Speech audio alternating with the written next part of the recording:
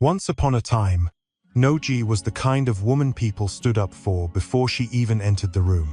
She was not loud. She did not need to be. When she walked into a meeting, people closed laptops, sat straight, and waited for her to speak. Her voice was calm. Her face was always neat. Her words were sharp and clear. At 36, she had built a big company from almost nothing. And everybody around her knew one thing about her. Nosy did not lose control. That was what people at work believed. What they did not see was the woman standing in her own bedroom that night, holding her husband's phone in one hand and trying very hard not to shake. Obina stood by the wardrobe with his tie half loose, looking tired, annoyed, and not even a little sorry. The room was bright, but it felt cold. The air conditioner hummed softly, and the city lights outside the wide glass window made the room glow. It should have felt peaceful. It did not. Nosy looked at the screen again. A message was still open. "I miss last night already." Her fingers tightened around the phone. "Say something," she said. Obina let out a slow breath and rubbed his jaw. "Nosy, not tonight." She laughed once, but there was no joy in it. "Not tonight." He looked away. "I had a long day." She took one step closer. "I asked you to say something. Who is she?" Obina gave her a look that made something twist inside her chest. It was not fear. It was not shame. It was irritation, like she was the problem for asking.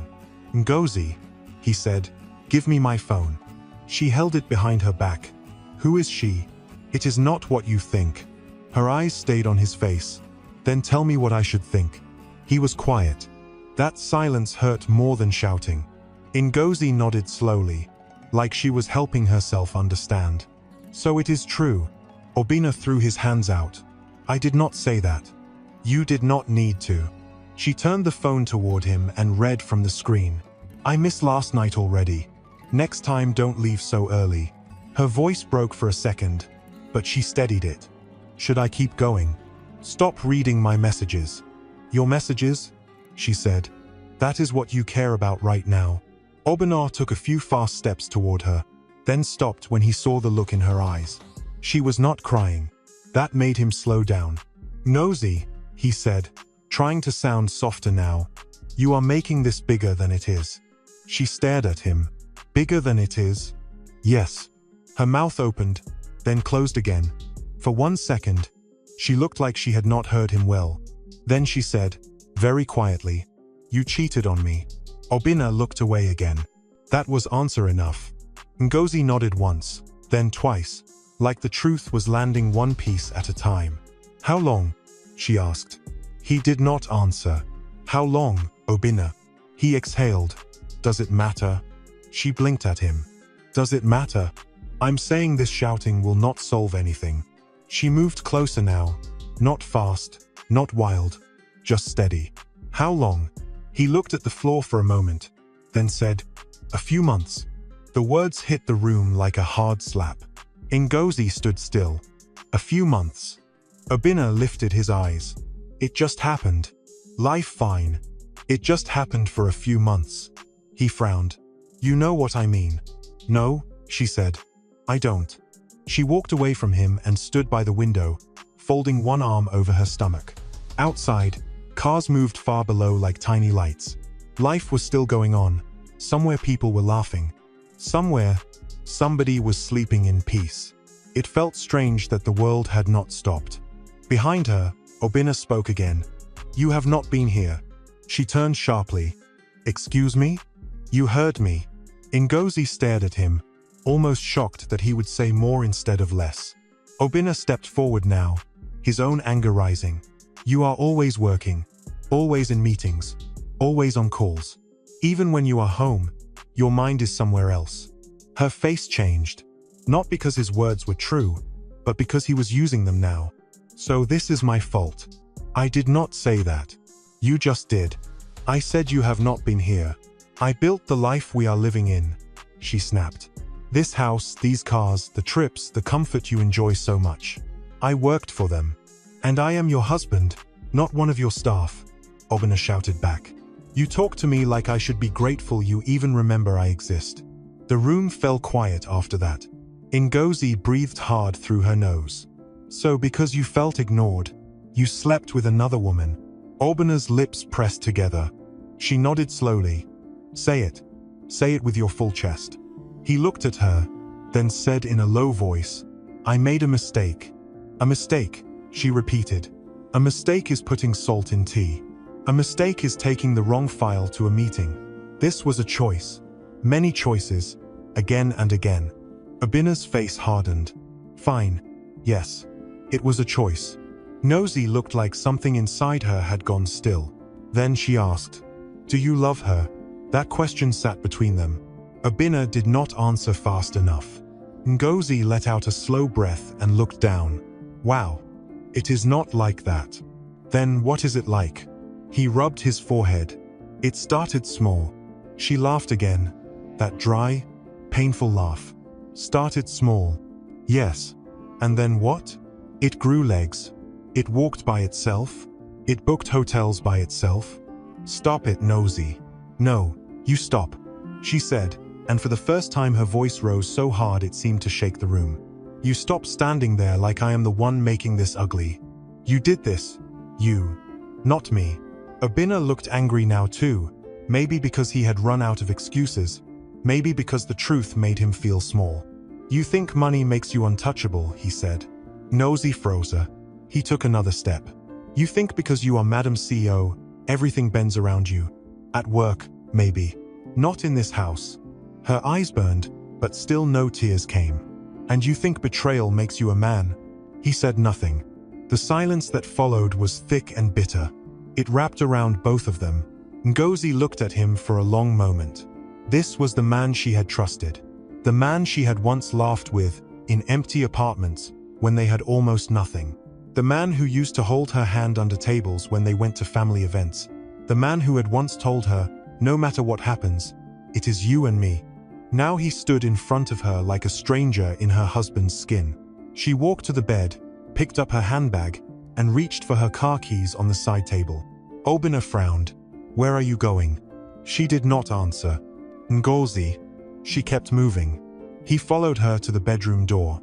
It is late. She opened the door. Are you seriously leaving? She stopped, then turned and looked at him one last time. The sadness on her face was worse than anger. When you were lying to me, she said softly, did you ever once think about what it would feel like when I found out? Obina opened his mouth, but no words came. Ngozi gave a small nod, like she had expected that. Then she said, I can't breathe in this house right now. And she walked out. She did not run. She did not slam the door. She just left, one step after another, like if she stopped moving, everything inside her would break at once. A short time later, she was in her office high above the city, alone in the glass room everybody feared and admired. Her handbag sat on the table. Her phone was face down beside it. She stood still for a moment, looking at the lights outside. Then she walked to the small cabinet near the wall, opened it, and brought out a bottle. She stared at it. Then she reached for a glass. The city glowed around her, and for the first time in a very long time, Nosy did not look like a woman in control. Ngozi stood by the cabinet for a long time with the bottle in one hand and the glass in the other. The office was quiet in that strange way big places become quiet at night, where every small sound feels louder than it should. The hum of the air conditioner, the faint noise of cars far below, the soft clink as she set the glass down on the table.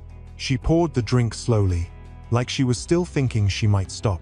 Then she lifted the glass and took a long swallow. Her face tightened at the burn in her throat. She was not used to drinking like this. A little at dinners, yes. A polite glass at events, maybe. But not this. Not alone. Not to push something down inside her. She took another drink anyway. Her phone buzzed on the table. She looked at it and saw Obina's name on the screen. She let it ring until it stopped. A second later, it rang again. Nosy laughed under her breath, but there was no joy in it. Now you remember I exist. She picked up the phone, stared at it, then pressed reject and turned it face down again. She filled the glass once more. This time, she did not sip. She drank fast, like she was trying to get ahead of her own thoughts. But the thoughts came anyway. A few months. It just happened. You have not been here. She shut her eyes hard, then opened them and poured again. By the time the first bottle was half empty, she had taken off her heels and left them by the sofa. By the time the second bottle was open, her neat jacket was hanging over the back of a chair, and she was sitting on the edge of her desk, staring out through the glass wall at the city below. The lights outside looked beautiful. She hated them for that. Her phone buzzed again. This time it was not Obina. It was her assistant. "Ma, are you still in the office?" Nosy typed with slow fingers. "Yes. Should I call the driver?" She looked at the message for a long moment before replying. "Yes." Then she dropped the phone beside her and leaned back on her palms. Her head felt warm now. Her thoughts were not sharp anymore. They were softer, slower, and somehow louder. She laughed once again, this time at nothing. A few minutes later, there was a knock on the office door. Nosy turned her head. "Come in." Kelechi stepped inside carefully. He was still in his dark driver's suit, straight-backed as always, his hands by his sides.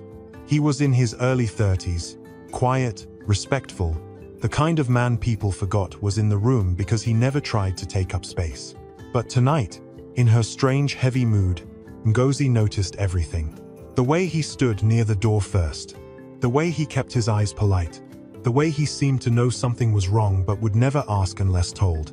"Good evening, Ma," he said softly. Ngozi looked at him and laughed again. "Is it still evening?" Kelechi gave a small pause. "Yes, Ma. Late evening." She picked up the glass and finished what was left in it. "You came fast. You asked for me, Ma." She nodded, like that answer meant more than it did. "Yes, I did." Kelechi glanced at the open bottle on the desk, then at her bare feet on the floor, then quickly looked away again. "Should I take you home?" Ngozi's mouth twisted. "Home." He stayed quiet. She slid off the desk and stood, though not as smoothly as she meant to. One hand went to the desk for balance. Kelechi moved half a step forward on instinct, then stopped himself. "I'm fine," she said at once. "Yes, Ma." She picked up her handbag, then set it down again because she had forgotten why she picked it up. "No," she said after a moment. "Not home." Kelechi waited. "Take me somewhere." "Where, Ma?" She looked around the office like the answer might be hiding there between the glass walls and leather chairs. "Anywhere that is not my life." Kelechi's face changed just a little. Not enough for someone else to notice.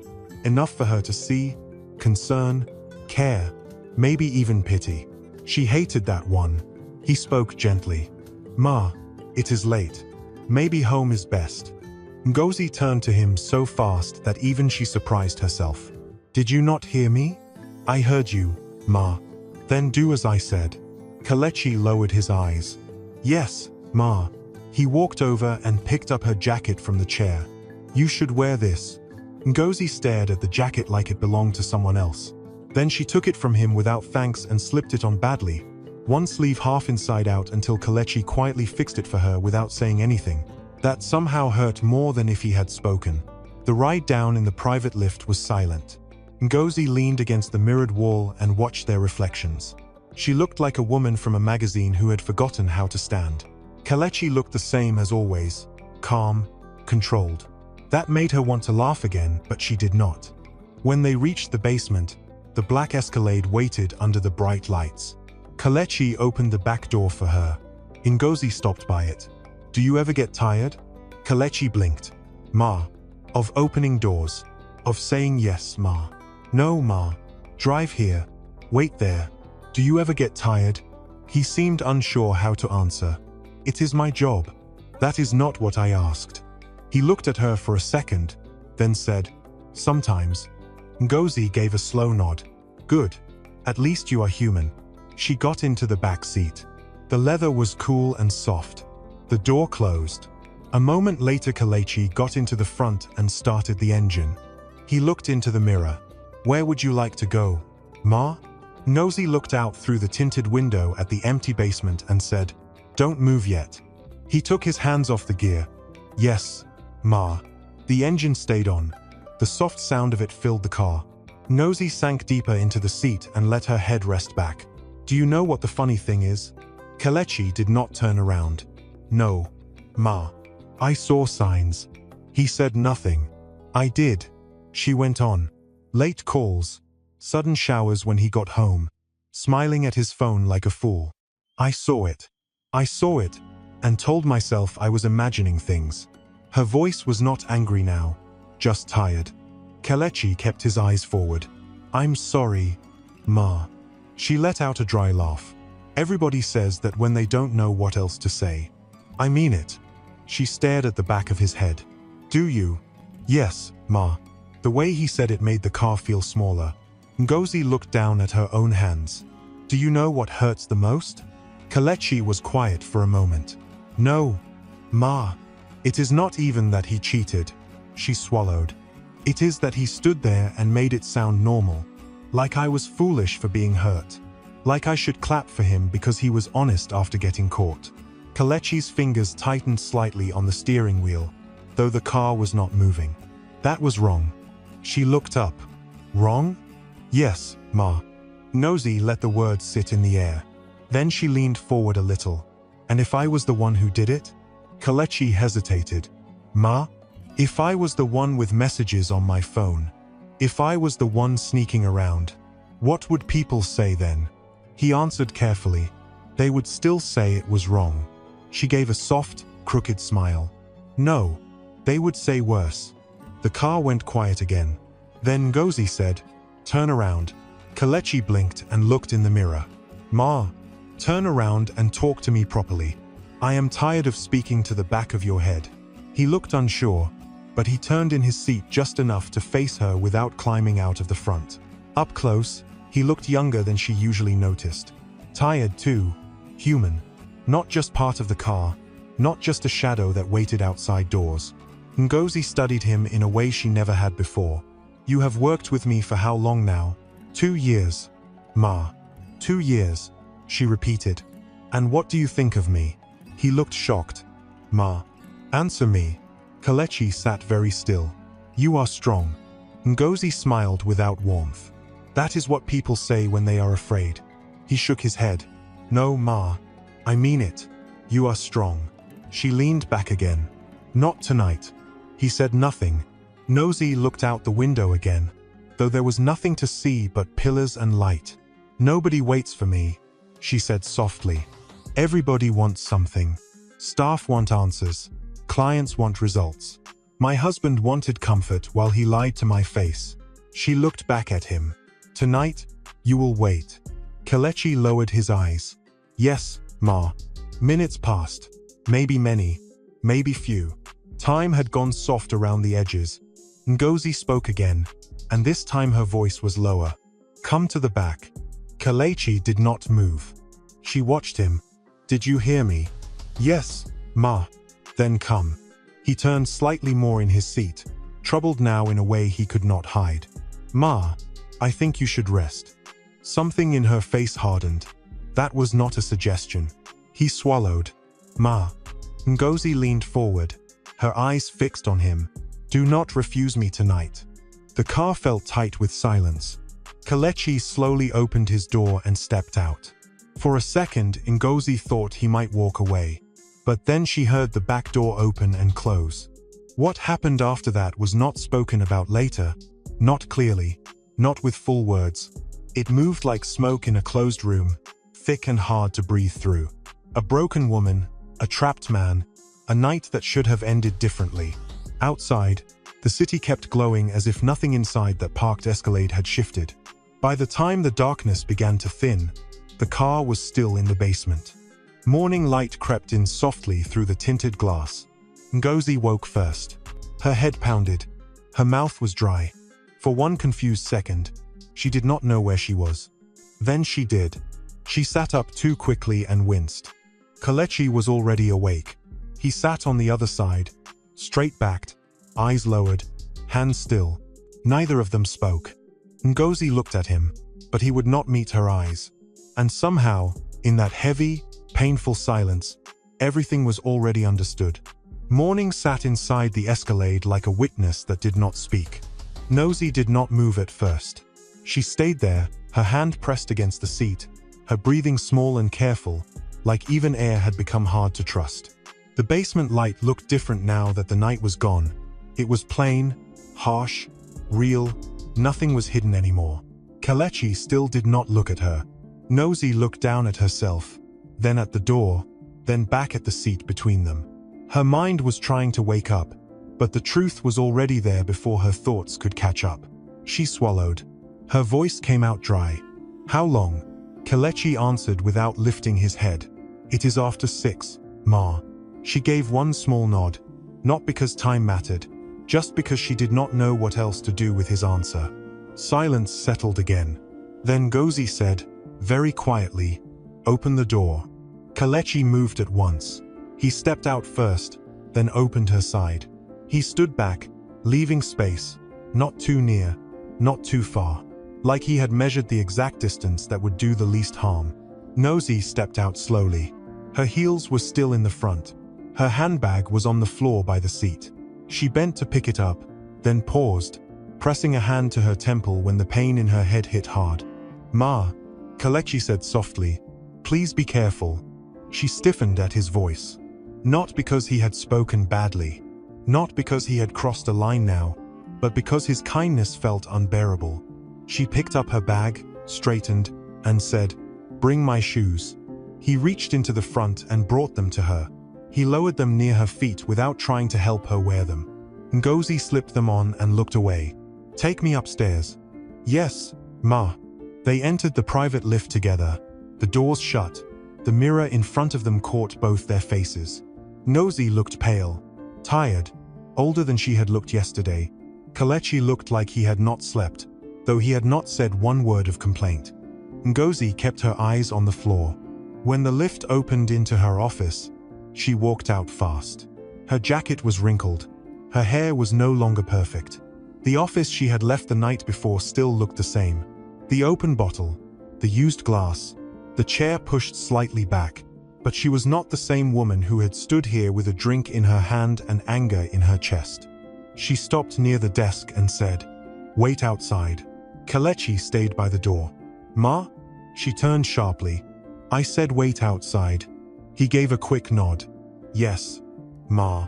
When the door shut behind him, Nosy stood alone in the office and let out a breath that shook on the way out. She walked to the bathroom inside her office, locked the door, and gripped the sink with both hands. For a long time, she only stared at herself in the mirror. The woman looking back at her was still Ngozi. Same face, same eyes, same skin, but something in that face had changed. It was not just shame. It was not just shock. It was the look of someone who had crossed a place inside herself she never thought she would reach. She turned on the tap, splashed water on her face, and kept breathing. Then she whispered, "What did you do?" Nobody answered. Her phone buzzed inside her bag. She stepped back into the office and pulled it out. Obina. For 1 second, she almost dropped the phone. It kept ringing. She stared at his name until it nearly stopped, then answered. "Hello?"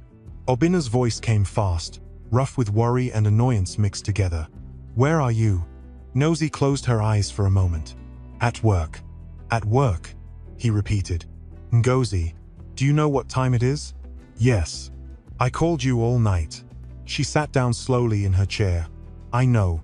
Then why didn't you answer?" Nosy looked at the glass on her desk. "I did not want to talk." Obina let out a breath.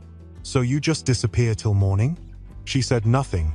"Ngozi, I said I did not want to talk." His tone changed. Less worried now, more guarded. "Are you still angry?" The question was so small compared to everything that had happened that Ngozi almost laughed. "Still angry?" she repeated. "What do you want me to say?" he asked. "I called. I checked on you." Her hand tightened around the phone. "You checked on me?" "Yes." "After cheating on me for months?" Obina went quiet. Then he said, "We are not doing this on the phone." Ngozi stared ahead. "No, we are not. Come home." Her eyes shifted to the glass wall. The city outside was waking up. Cars, movement. Another day starting as if this one was normal too. "I have work," she said. "Work." Obina sounded offended now. After last night, That's what you have to say? Ngozi's mouth went dry.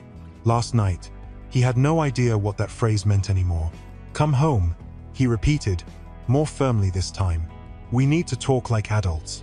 She answered in a flat voice. We had our chance to talk like adults before you started lying. Enough, he snapped. I said I made a mistake. Ngozi's face changed. Not with fresh pain this time. With something colder. No, she said. You made many. Then she ended the call. She placed the phone down slowly and sat still. A knock came at the door. Ngozi straightened at once. Her voice returned to that clean, hard shape people in the office knew well. Come in. Kelechi stepped in carefully. He looked as if he had prepared himself before opening the door. His face was calm, but only on the surface. His eyes stayed lowered. Ma, he said, your assistant is here. She asked if you would still attend the 9 o'clock meeting. Ngozi checked the time. A little after 7. That meant staff would begin arriving soon. The building would fill. The day would move whether she was ready or not. Yes, she said. Tell her I will. Kelechi nodded. Yes, Ma. He turned to leave. Ngozi spoke before she could stop herself. Kelechi. He stopped at once but did not face her fully. Ma? She looked at him. Really looked at him. He was standing in the same office where he had stood so many times before, waiting for instructions, holding doors, carrying files, driving her through traffic, staying invisible unless needed. But now invisibility was gone. Now his silence had weight. Ngozi opened her mouth. Nothing came out. She did not know what sentence could stand in the space between them and not fall apart. Kelechi waited. Then she said the only thing that felt safe enough to survive, saying, Bring me coffee. He gave one nod. Yes, Ma. After he left, Ngozi sat back and pressed both palms flat on the desk. She hated herself for that sentence. Not because coffee was wrong, but because it was so normal, too normal. Like if she kept the world moving in small office ways, maybe it would not stop and look at her too closely. A few minutes later, there was movement outside. Staff arriving. Phones beginning to ring. Light footsteps. Soft greetings. The day had started. Ngozi went into the bathroom again, changed into the emergency blouse and skirt she kept in her office for long nights, fixed her hair, cleaned her face, and reapplied her makeup carefully. Every motion felt like putting bricks back into a wall that had cracked. By the time she came out, the old Ngozi was almost back. Almost. Kelechi returned with coffee and placed it on the desk. Your schedule for the morning is here, he said, laying down a folder. And your assistant said the legal team may need your signature before noon. Ngozi nodded without looking at him. Fine. He stepped back. She reached for the folder, then stopped. From today, she said, keeping her eyes on the paper, we keep things as they were. The room stayed still. Kelechi answered after a moment. Yes, Ma. No extra talk. Yes, Ma. No mistakes. His voice was low. Yes, Ma. She finally looked up. His face was controlled, but not empty. There was something careful there now. Not anger, not accusation, just distance. Like he had placed a line on the ground and stepped behind it. Ngozi looked away first. At 9 o'clock, she walked into the boardroom in a clean blouse, fitted skirt, and calm face. The directors stood as she entered. She nodded once for them to sit. The presentation started. Numbers appeared on the screen. Someone asked about expansion plans. Someone else spoke about a delayed contract. Ngozi answered every question. Her voice was sharp. Her mind worked. Her hands were steady. Anyone watching would have thought she had slept well and woken strong. But when the meeting ended and she stepped back into the hallway, she saw Kelechi standing near the far wall, waiting to walk her to the next room. He lowered his head at once. Ma, drive will be ready by 2, she said, though she had not asked. Yes, Ma. That was all. Later that evening, she returned home. Obina was in the sitting room, changed into soft clothes, one arm resting on the sofa, television on but muted. He stood up when he saw her, like he had been waiting. Ngozi. She paused by the entrance but did not move closer. He looked her over. You went to work. Yes. He rubbed the back of his neck. I thought you would come back earlier. She gave a tired nod. I didn't. Obinna looked at her face, maybe searching for yesterday's fire, maybe hoping it had burned out. Ngozi, he said, softer now. Let's move on. She stared at him. Move on. Like the phone message had not happened. Like the shouting had not happened. Like the night after had not happened. Her throat felt tight, but her face stayed calm. She walked past him without answering. Ngozi, he said again, following her with his eyes. I'm talking to you. She stopped halfway to the stairs and turned. For a second, Obinna seemed ready for anger. What he got was something else. She looked at him like she was seeing a man she knew by name but not by heart. Then she said, quietly, I heard you, and she went upstairs. Much later, after the house had gone quiet, Ngozi stood alone in front of her bedroom mirror. The room was dim except for the light above the dresser. She wore a plain nightdress. Her hair was loose now. Her face had no office strength left on it. She looked at herself for a long time. Then she lifted one hand and touched the edge of the mirror with her fingertips, as if checking whether the woman in front of her was real. But she did not look familiar. Not fully. Not anymore. The next few weeks did not look different on the outside. Ngozi still woke up early. She still dressed sharp. She still walked into her office like nothing in her life had shifted. Meetings went on. Deals moved forward. Staff still stood when she entered a room. But inside her body, something felt off. It started small. One morning, she sat in the back of the car on the way to work and pressed her fingers against her temple. Are you okay, Ma? Kelechi asked from the front, his voice careful, like he was stepping around something invisible. I'm fine, she said quickly. He nodded. Yes, Ma. But she was not fine. By afternoon, she felt tired in a way that did not make sense. Not normal tired, not the kind that comes from long meetings. It felt heavy, like her body was dragging behind her. At lunch, her assistant brought her food. Ma, you have not eaten since morning, the girl said gently. I'm not hungry. You should try, Ma. Nosy picked up the fork, stared at the plate, then dropped it again. I said I'm not hungry. The assistant nodded and quietly took the food away. Later that day, in a meeting, one of the directors was talking about numbers, pointing at a chart on the screen. If we move the deadline by 2 weeks, we can still recover. Nosy blinked. For a second, his voice sounded far away, like it was coming from the end of a long tunnel. Ma? He said. Are you with us? She straightened. Continue. He hesitated, then went on. Ngozi forced herself to focus, but her mind kept slipping. Not to the past, not to Obinna, not even to that night.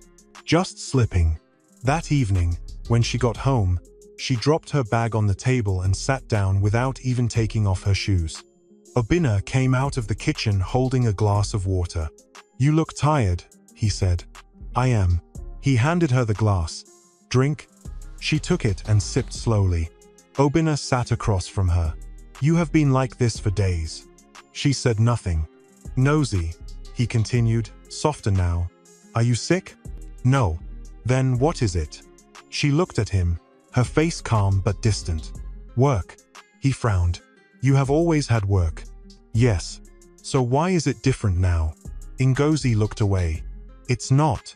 But even she did not believe that. That night, she lay in bed staring at the ceiling long after Obinna had fallen asleep. The room was dark, quiet. Her mind would not rest. She turned to her side, then back again. Something was not right. The next morning, she stood in front of her wardrobe, holding a blouse in her hand, and suddenly felt dizzy. She grabbed the edge of the wardrobe door to steady herself. Nodzi. She turned. Obinna was at the bedroom door. I'm fine, she said quickly. You don't look fine. I said I'm fine. He watched her for a moment, then said, maybe you should see a doctor. She almost laughed. I don't have time for that. You don't have time to check your own health? Ngozi slipped on her blouse. I have meetings. Noga. I said I'm fine. She walked past him before he could say more. But by afternoon, she knew she was lying. In her office, She tried to read through a document, but the words kept moving on the page. Her stomach felt strange. Not pain. Not exactly. Just wrong. She dropped the file and leaned back in her chair. For a long moment, she sat there, staring at nothing. Then she reached for her phone. Kelechi. Yes, Ma. Cancel my afternoon meetings. A pause. All of them. Yes. Are you okay, Ma? She closed her eyes for a second. Just do it. Yes, Ma. 30 minutes later, she was in the car. Hospital, she said. Kelechi glanced at her through the mirror, but did not ask questions. Yes, Ma. The ride was quiet. Ngozi watched the road ahead without really seeing it. Her thoughts were slow, careful, like they were afraid to reach a place she did not want to go. At the hospital, everything moved too normally. Reception, forms, a nurse leading her into a small room. Please sit, Ma, the nurse said with a smile. Ngozi sat. How long have you been feeling like this? A few weeks. Any other symptoms? Ngozi hesitated. Just tired. And dizzy. The nurse nodded and wrote something down. The doctor will see you shortly. Ngozi sat there alone after she left. Her hands rested on her lap. Still. Too still. When the doctor finally walked in, he greeted her politely and asked a few more questions. She answered without thinking too much. It all felt simple. Normal. Too normal. After some checks, he looked at her with a calm face. Mrs. Ngozi, he said gently, we ran the test. She nodded slowly. And? He gave a small smile. You're pregnant. The room went quiet. Not the normal quiet of a room with no sound. A deeper one. Like everything inside her had stopped at once. Ngozi blinked. What? You're pregnant, he repeated softly. She stared at him. Her mind began to move fast now. Dates. Time. That night. Her fingers tightened slightly on the chair. No, she said under her breath. The doctor tilted his head. Ma. Ngozi shook her head slowly. No. But the truth did not move. It stood there. Clear. Heavy. Unavoidable. She swallowed hard. Then whispered, What have I done? Ngozi did not remember leaving the doctor's office. One moment, she was sitting there with the man's voice still hanging in the air. The next, she was walking down the hospital hallway with a paper in her hand and no feeling in her legs. The nurse said something polite to her on the way out, but Ngozi did not hear it well. Everything around her looked too bright, too clean, too normal. Outside, Kelechi was already by the car door. He opened it for her. Ma. Ngozi stopped in front of him for 1 second, like she had forgotten what cars were for. Then she got in without a word. Kelechi closed the door gently and took his seat in front. He started the engine, then looked into the mirror. Home or office? Ma? Ngozi stared ahead. Ma? She blinked. Home. Yes, Ma. The car moved out of the hospital gate. Ngozi looked down at the paper in her hand. She did not need to read it again. She already knew what it said. But still, her eyes went over the words like maybe they would change if she stared long enough. They did not. She folded the paper once, then again, then held it tightly in both hands. In the front seat, Kelechi drove carefully, saying nothing. He did not ask why she had gone to the hospital. He did not ask what the doctor said. He only kept his eyes on the road. That should have made things easier. It did not. By the time they got home, Ngozi's head was full of numbers, dates, and silence. Obinna was in the sitting room when she entered. He stood up at once. You're back early, he said. Then he looked closer at her face. What happened? Ngozi took off her sunglasses slowly. We need to talk. Something in her tone made him stop asking questions. He nodded once. Okay. She walked past him into the dining area and placed her handbag on the table. Her fingers were stiff. Her chest felt tight. She had handled boardrooms, angry investors, and major losses without shaking.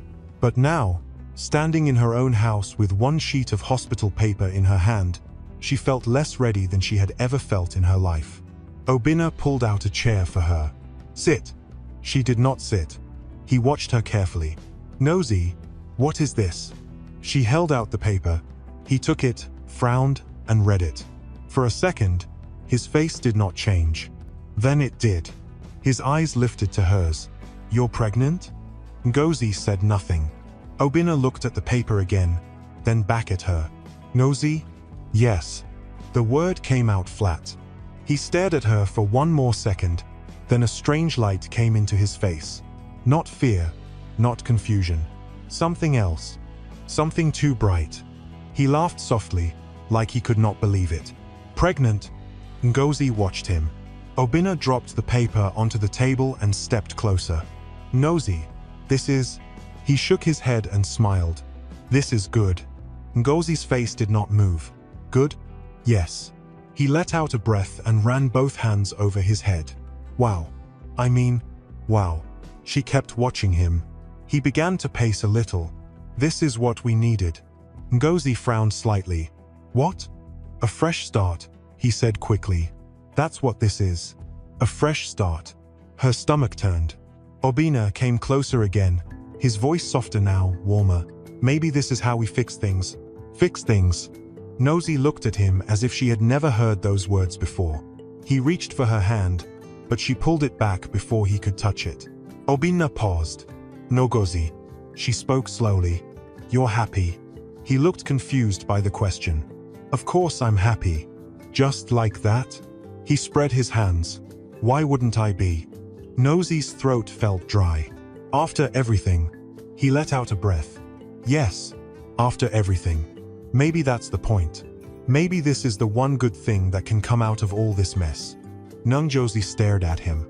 He smiled again, but now it almost looked desperate, like he was reaching for something he had already decided to believe.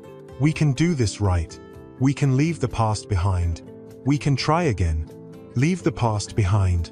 The words landed on her like a weight, because he did not know what the past held now. He was standing there smiling at a future built on something he did not understand. Ngozi looked away. Obinna's voice softened even more. You should have told me as soon as you found out. She almost laughed.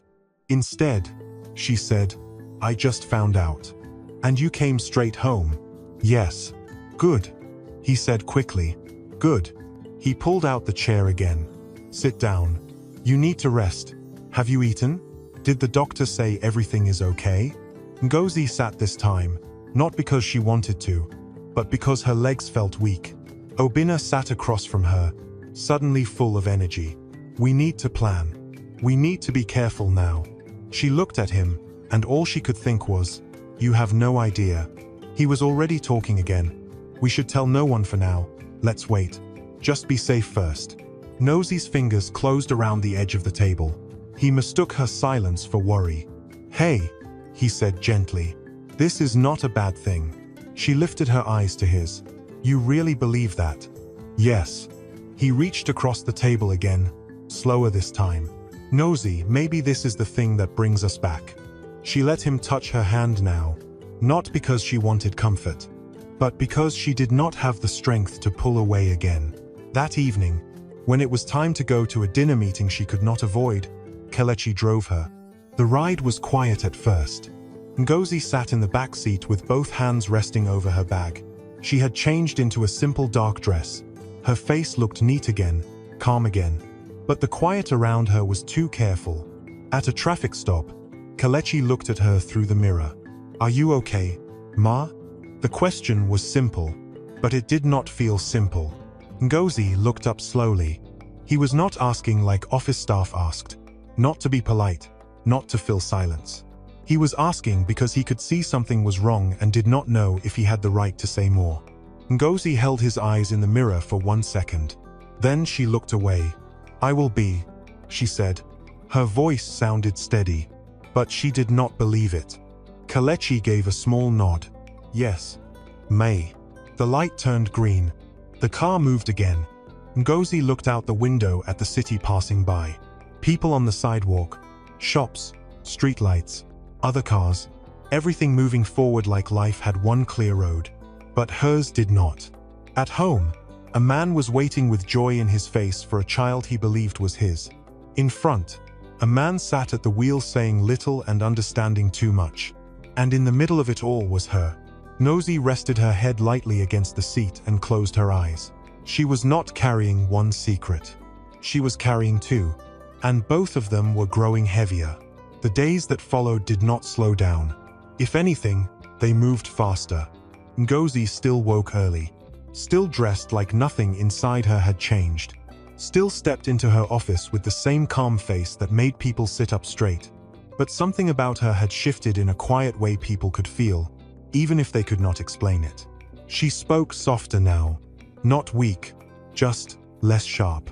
One morning, her assistant came in with files stacked too high in her hands and almost dropped them. Ngozi stood up quickly. Careful. The girl froze. I'm sorry, Ma. Ngozi helped her gather the papers. You don't need to rush like that. Bring them one by one next time. The assistant looked surprised. Yes, Ma. Ngozi returned to her seat, but her mind stayed on that moment longer than it should have. Before, she would have just watched. Now, she moved. That same day, in the car, she adjusted her seat slowly, one hand resting on her stomach without thinking about it. Kelechi noticed in the mirror. He did not ask, but his eyes lingered for a second longer than usual. Ngozi caught it. She dropped her hand quickly. Focus on the road, she said. Yes, Ma. But the air between them had changed again. At home, Obina became different. Too careful, too present. Ngozi, sit, he would say as soon as she entered. Don't stand too long. I'm fine. Still sit. He started coming home earlier. Started calling during the day. Have you eaten? Yes. Did you take the vitamins? Yes. Are you resting? Ngozi would pause before answering. Yes. He smiled more now, talked more, touched her shoulder when he passed by, like he was trying to rebuild something that had already broken. One evening, he stood behind her while she was looking through her laptop. You shouldn't stress too much, he said gently. It's not good for the baby. Ngozi froze for a second at that word. The baby. She closed the laptop slowly. I know. Obina rested his hand lightly on her shoulder.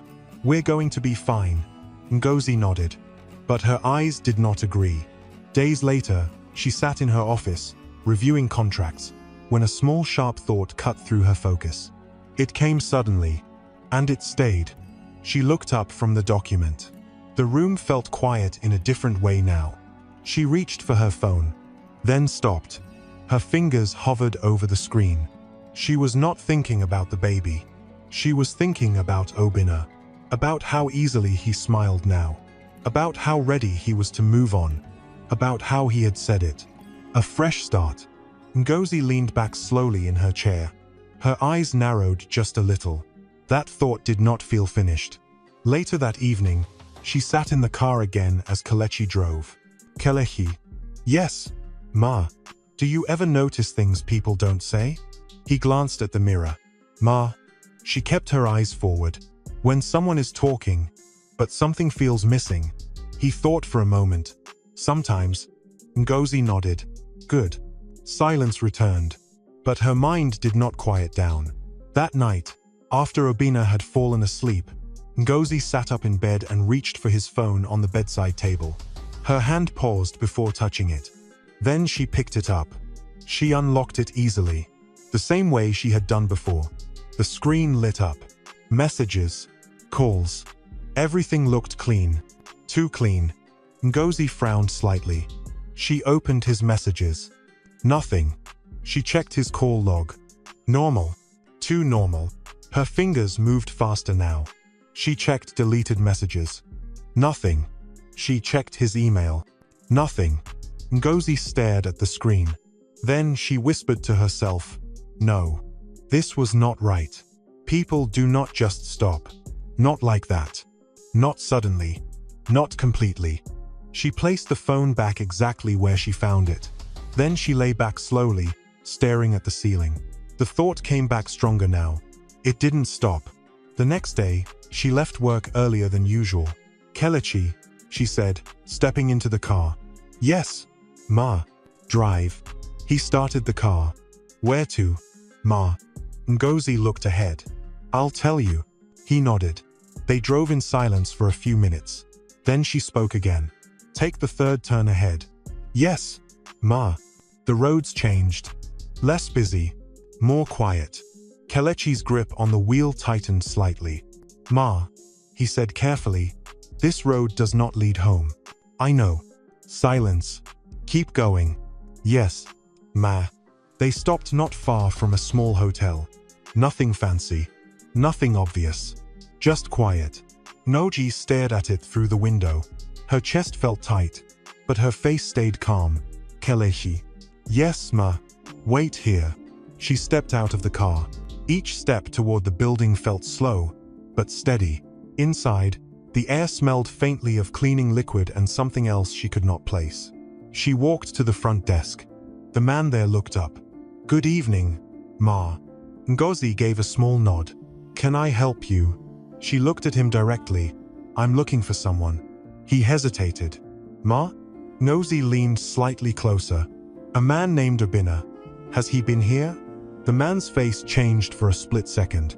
That was enough. Ngozi saw it. Her voice stayed calm. Think carefully before you answer. The man swallowed. Ma, we don't give out guest information. Ngozi reached into her bag and placed a card on the desk. Her company name sat bold on it. I'm not asking twice. The man looked at the card, then back at her. His voice dropped. Room 204. Ngozi stood still. Then she nodded once. Thank you. She walked away from the desk. Up the stairs. Each step louder than the last. By the time she reached the door, her heart was beating fast. But her face was still calm. She raised her hand. Then knocked. A few seconds passed. Then the door opened. Obinna stood there. Not alone. Ngozi looked at him. Really looked this time. No lies. No guessing. No confusion. Just truth. And it was worse than before. Because it had never stopped. Obinna stood in the doorway with one hand still on the knob and all the color draining from his face. For 1 second, nobody spoke. Then Ngozi looked past him. A woman was inside the room. She was sitting on the edge of the bed in a short robe, frozen, her phone still in her hand. Her eyes moved from Obinna to Ngozi and then quickly away again, like she already knew this was not a fight she belonged in. Ngozi brought her eyes back to Obinna. So, she said quietly, a fresh start. Obinna stepped out and tried to close the door behind him, but Ngozi stopped it with one hand. Ngozi. No, she said. Her voice was low, but it cut hard. No, don't stand there and say my name like I caught you buying bread. Obinna looked over his shoulder, then back at her. Let's talk outside. We are already outside. Ngozi, please. She gave a small laugh that had no joy in it. Please? His face tightened. You're making a scene. That was the first wrong thing to say. Ngozi stared at him for a long second. I'm making a scene. Obinna lowered his voice. You know what I mean. No, I don't. She took one step closer. Explain it to me. Slowly. Because I want to understand how I am making a scene at the hotel where I found my husband with another woman while I am carrying. She stopped herself. Obinna's eyes shifted to her face, then to the hallway, checking if anyone could hear. That movement alone disgusted her. Even now, he cared about appearance. Come home, he said quickly. We can talk there. Ngozi looked at him like she had already left him. Only his body had not heard yet. You don't get to call that house home while doing this. The woman inside the room stood up slowly. I think I should go. Ngozi turned her head toward her. Yes, you should. The woman picked up her bag and moved fast, keeping her eyes low. She squeezed past them into the hallway, heels tapping quickly against the floor until the sound faded down the stairs. Obinna shut the door fully now and faced Ngozi. For a moment, neither of them moved. Then he said, It's not what it looks like. Ngozi almost smiled. Almost. You used that line already, she said. It was stupid the first time. Obinna rubbed his face. Okay, fine. I was here. She waited. He seemed to think that was enough. Ngozi looked at him with a calmness that made him more uneasy than shouting would have. And what? And that's all you have? Obinna spread his hands. What do you want from me right now? Blood? No, Ngozi said. Just truth. But that seems too expensive for you. He looked away. She nodded. Exactly. A long silence sat between them, and this time Nosy did not feel like the one breaking.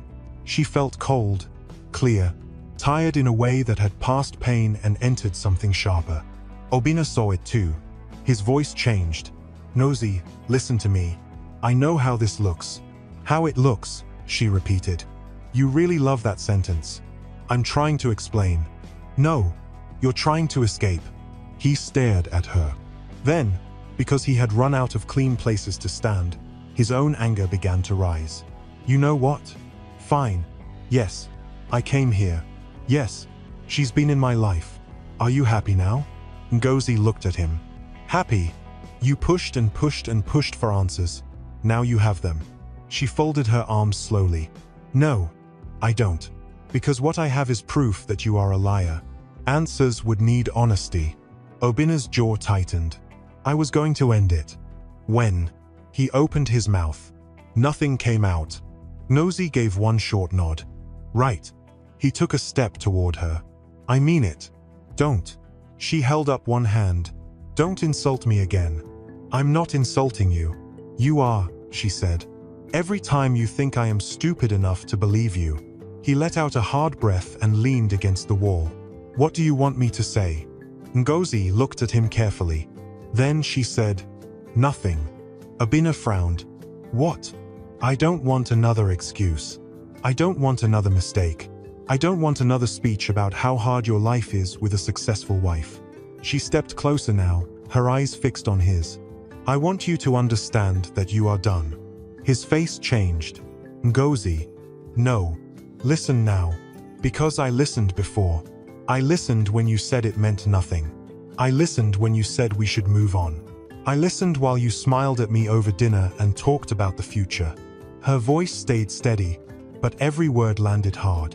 All that time, you were still here, doing this. Obinna looked shaken now, but pride still held him up. So that's it. You just end a marriage like that. Ngozi stared at him. You ended it. I only arrived late. That one landed. Obinna's shoulders shifted. He looked down the hallway, then back at her. Let's not do this here. Ngozi did not answer. He lowered his voice. You're pregnant. The words sat between them. For 1 second, something flickered in her eyes. Obinna saw it and stepped toward it quickly, like a man spotting a door left slightly open. Think, he said. Please, just think. This is bigger than anger now. Ngozi's face did not soften. Do not use that child to trap me inside a lie, she said. His expression hardened. Trap you? Yes. I'm your husband. She looked straight at him. A title is not a character. He laughed bitterly. Wow. So this is who you are now. Ngozi did not move. No. This is who I am after finally seeing who you are. The hallway went quiet again. Then, Obinna asked, in a smaller voice now, what are you going to do? Ngozi answered at once. Leave. He blinked. Just like that? Not just like that. Like this. She looked at the hotel door behind him. Exactly like this.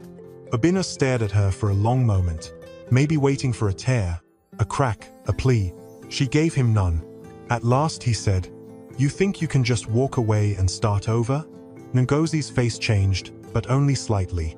I know I can. Then she turned and walked down the stairs. Obinna did not follow. When Ngozi stepped outside, the evening air hit her face cool and clean. Kelechi was by the car at once. He had already seen enough in her face before she even reached him. He opened the door. Ma. Ngozi got in without speaking. Kelechi closed the door and took his seat in front. He started the engine but did not move. The silence in the car was different now. Not uncertain. Heavy, yes, but settled in some hard way. Finally, Kelechi asked, carefully, Home? Ma? Ngozi looked at the back of his head. Then she said, No. He waited. Take me to the office. Yes, Ma. The ride there was quiet, but Ngozi's mind was not. It was moving, sorting, deciding. Obinna had crossed beyond apology, beyond repair. That much was now clear in a way nothing could blur again. But there was still one more truth waiting in the dark. And she was tired of dark. By the time they reached the office building, the sky had gone fully black. Most of the staff had gone home. The lobby lights were dimmer now. The guard greeted them and quickly looked away when he saw Ngozi's face. Upstairs, Ngozi walked straight into her office and stood by the window. "Kelechi," she said without turning. "Yes, ma. Stay." He stopped near the door. A few minutes later, another car arrived downstairs. Obinna. Ngozi had called him on the way and told him to come. No explanations. No room for refusal. When he stepped into the office, his face was tense, confused, defensive. He stopped when he saw Kelechi standing near the wall. His eyes moved between them. "What is this?" he asked. Ngozi turned slowly from the window. "Sit down." Obinna gave a short laugh. "I'm not one of your staff." Ngozi's voice did not rise. "Sit down." Something in her face made him obey. He sat. Kelechi remained standing, stiff and silent. The office felt colder than usual. Obinna looked at Kelechi again. "Why is he here?" Ngozi took her seat behind the desk but did not open any file, did not touch her phone, did not pretend this was business. "Because there is something I should have said a long time ago," she said. Obinna frowned. "What are you talking about?" Ngozi folded her hands together. They were steady. Kelechi lowered his eyes, already understanding where this was going, already wanting no part of it and trapped all the same. Ngozi looked first at Obinna, then at Kelechi, then back again. Her throat felt tight, but her voice came out clear. "The night I left the house after our fight," she said, "I did not go home." Obinna stared at her. "I went to the office. I drank too much. More than I should have. More than I ever have." She swallowed once. "And when it was late, Kelechi came to pick me." The room did not move. Obinna's face slowly changed.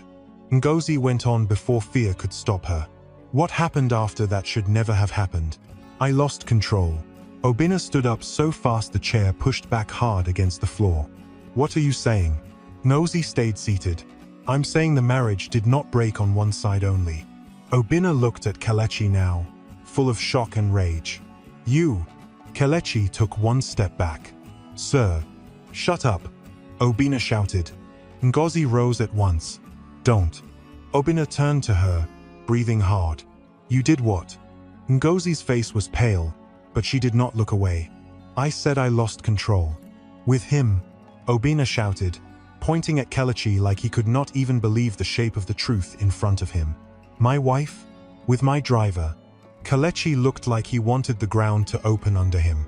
Ngozi stepped out from behind the desk. "Enough." Obinna laughed once, sharp and ugly. "Enough? You say enough to me?" "Yes." "You stand there and tell me this and say enough." Ngozi held his gaze. "Yes, because shouting will not change what happened." Obinna looked ready to break something. "You think this is the same?" Ngozi did not answer that. Because it wasn't. And yet it was still ruin. Obinna's chest rose and fell quickly. "How long?" Ngozi's face tightened. "It was one night." His laugh came out bitter and hollow. "One night?" "Yes." "With him?" "Yes." The words seemed to hit him like a slap. He turned again toward Kelechi. "You worthless." Kelechi spoke for the first time, voice low and rough. "Sir, I was wrong to be in that car." Obinna lunged half a step forward. "Wrong?" Ngozi moved between them at once. "Stop." Obinna stared at her like he did not know whether to hate her or hold on to the last pieces of pride he had left. "You expect me to stand here and hear this?" Ngozi looked straight at him. "You expected me to stand in that hallway and hear less?" That shut him up for 1 second. 1 second was enough.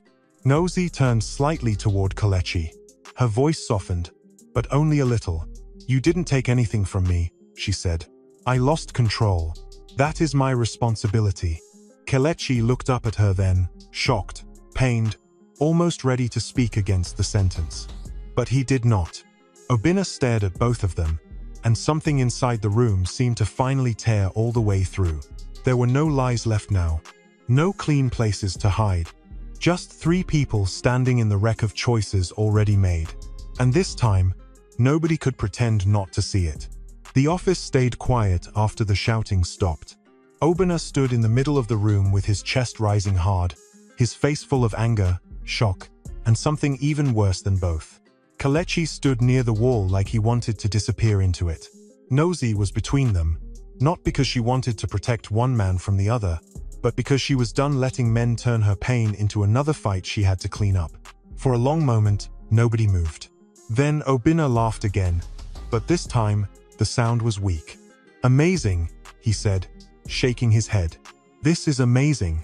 Ngozi did not answer. He pointed at her, then at Kelechi. "So this is what your truth looks like." Ngozi's face stayed calm. "My truth looks like someone who finally stopped hiding." Obina's mouth twisted. "Don't stand there and try to sound noble." "I'm not trying to sound anything," she said.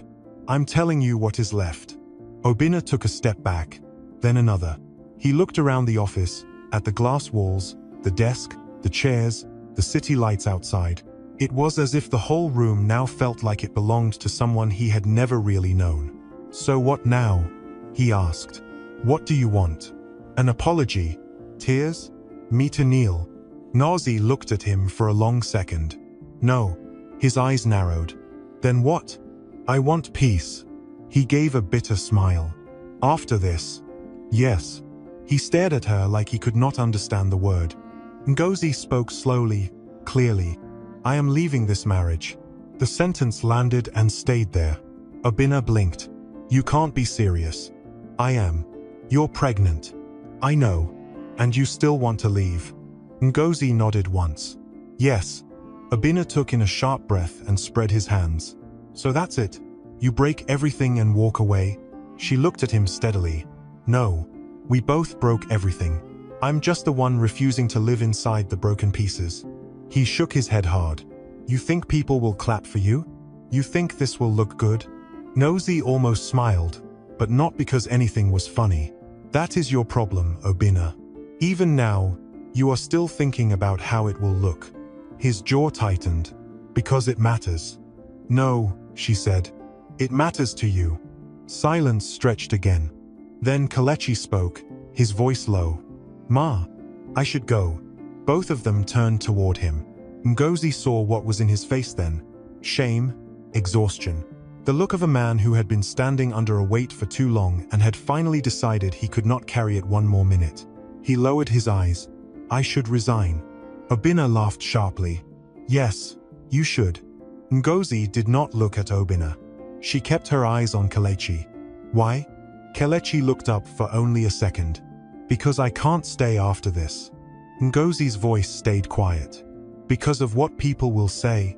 He gave a small, tired shake of his head. "Because every time I stand near you, I will remember that night. Every time I stand near him, he will remember it too. That is not a place to work from." Obina folded his arms. For once, he has sense. Ngozi turned to him. "Be quiet." Obina scoffed, but he said nothing more. Ngozi looked back at Kelechi. "You want to leave because it is easier." Kelechi's face changed slightly. "No, Ma. I want to leave because it is right." She took that in. Then she said, "You stayed respectful with me for 2 years. You did your work well. You kept boundaries until the one night everything went wrong. I am not keeping you because of that night. And I am not sending you away because of it either." Kelechi swallowed. "Ma, I'm not finished." He went still. Ngozi stepped a little closer, though not too close. "Stay," she said. "Not because I need saving. Not because I want to pretend nothing happened. Stay because work is work, and this company does not run on gossip or shame. It runs on what people do every day." Kelechi's eyes lifted to hers. "You still trust me?" The question was so plain that it cut deeper than a longer speech would have. Ngozi answered honestly, "Trust is not simple anymore." He nodded slowly, accepting that. "But," she continued, "I know this much. You chose silence when you could have used that night against me. You chose distance when you could have used it to gain power. That matters." Kelechi looked down again. Obina laughed under his breath. Unbelievable. Ngozi did not turn. You can leave now. He stared at her. You're dismissing me from your office? I'm ending this conversation. This is not over. Ngozi finally faced him fully. For me, it is. He looked at her for what felt like a long time. Maybe he was waiting for regret. Maybe he still thought she would bend at the last minute. But whatever he hoped to see, he did not find it. At last he gave one cold nod. Fine. Then he looked at Kelechi with open hate, looked back at Ngozi with something worse than hate, and walked out. The door shut hard behind him. The office felt bigger after that. For a while, neither Ngozi nor Kelechi spoke. Then Kelechi said quietly, I am sorry. Ngozi sank slowly into her chair. I know. No, he said. And this time his voice shook just a little. Not the easy sorry people say when they don't know what else to say. I mean it. I am sorry. Ngozi looked at him. He was still standing straight, but the strain was visible now. The careful distance, the quietness, the respect that had always shaped him was still there, but underneath them was a tiredness she had helped create. She nodded once. I know. That was all either of them could carry that night. Months passed. Ngozi did not leave with drama. She did not fight for loud revenge. She did not gather family members in a sitting room to list wrongs one by one. She simply made her decision and followed it through. Lawyers handled the marriage. Papers were signed. Rooms were separated. Then houses. Obina tried, at first, to pull her back into long arguments. You're really doing this? Yes. You're throwing everything away. No, I'm choosing what's left. Later, when he saw she would not return, he changed his tone. We can still fix this. Ngozi looked at him calmly. Not everything is meant to be fixed. By the end, there was no big final fight. Just a tired, quiet ending. The kind that comes when people have already used up every lie, every excuse, every cruel word, and there is nothing left to throw. At work, people noticed changes, but not all of them knew why. Ngozi no longer stayed in the office until midnight to prove she was stronger than sleep. She listened more, cut down meetings that wasted time. She stopped using hardness as her first answer to everything. She was still strong, still respected, still the kind of woman people stood up for. But now there was space in her strength, space for breath, space for care, space for things she once thought would make her look weak. Her stomach grew. So did the quiet truth inside her. Kelechi stayed. He remained careful, respectful, and distant in the ways that mattered. They did not speak about that night again, not because it did not matter, but because every truth does not need to be reopened every day to remain true. Their words stayed simple. Good morning, Ma. Good morning. The car is ready. Thank you. Some things would never go back to what they were. Both of them knew that. But life, as strange as it is, kept moving anyway. One afternoon, months later, Ngozi stood again in her office by the window. The same glass, the same city, the same desk behind her. But she was not the woman who had once stood there with a bottle in her hand and pain in her chest. This time, she held her child. The baby was small and warm against her shoulder, wrapped in a soft blanket. Ngozi swayed gently as she looked out at the city below. The child made a soft sound in sleep, and Ngozi smiled without even knowing she was doing it. There was a knock on the door. Kelechi. He stepped in, then paused when he saw the baby asleep in her arms. Sorry, Ma. It's fine. He held a file in one hand. The investors are here, but I told them they can wait 10 minutes. Ngozi looked at him. Good. He nodded once. Would you like me to come back? She glanced down at the baby, then back at him. No, leave it there. He placed the file on the desk and turned to go. Then Ngozi called his name. He stopped. Ma. She took a second before speaking. Not because the words were hard, but because she wanted them to be right. Thank you, she said. Kelechi looked surprised. For what, Ma? Ngozi's eyes moved to the child in her arms, then back to him. For staying. He was quiet for a moment. Then he nodded. Yes, Ma. He left the office softly. Ngozi stood there a little longer, holding her child close. She did not feel proud of the road that brought her here. She did not feel clean about all of it either. But for the first time in a long time, she did not feel trapped. She looked out at the city, then down at the baby's sleeping face. Some nights do not just pass. They follow you, and you either spend your life running from them, or you let them teach you how to become someone new.